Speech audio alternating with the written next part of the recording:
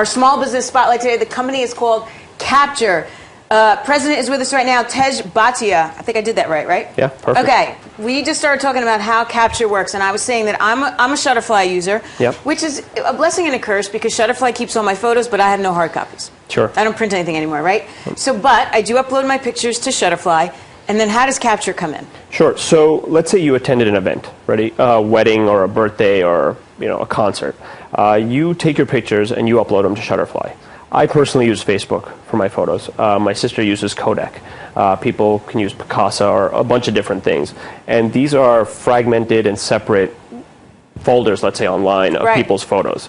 So it becomes complicated for you as the organizer when you want to see all the photos in one place. Right, because you have to log in and get an account. Snapfish makes you do that every single time, and every single time I don't do it. Exactly. And now imagine if you had uploaded a really cool picture of me and my friend, and I wanted to share it with my friend, I would have to forward them a link to Snapfish. Right.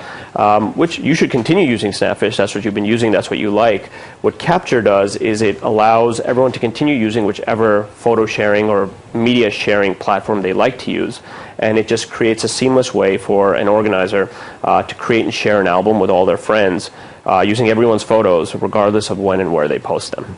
So, okay, let's say I'm the organizer, which I'm generally not. Okay. Let's say I'm the organizer. I took my pictures, I uploaded to Shutterfly. Yeah. Then what do? I go over to Kaptur, and do I just open a file? Sure. And shout out to all my friends and say, look, upload your stuff to Kaptur so we can all look at it? No, so actually you don't do that. So one of the main things we wanted to accomplish with Kaptur is we didn't want to have to change people's behavior. So we don't want anyone to have to upload photos a second time.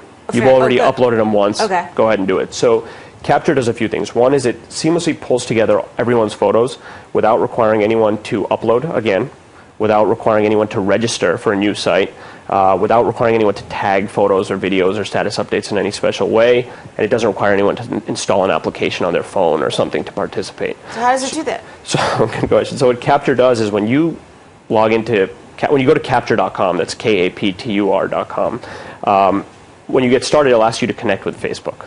So you can either use Kaptur on Kaptur.com or on our app in Facebook.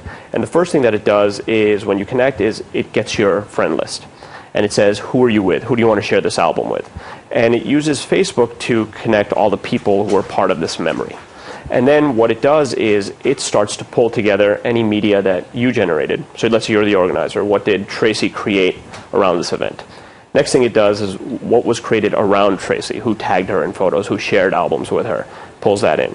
Then it goes through your entire guest list and says, what did this person create, what did this person create, what did this person create?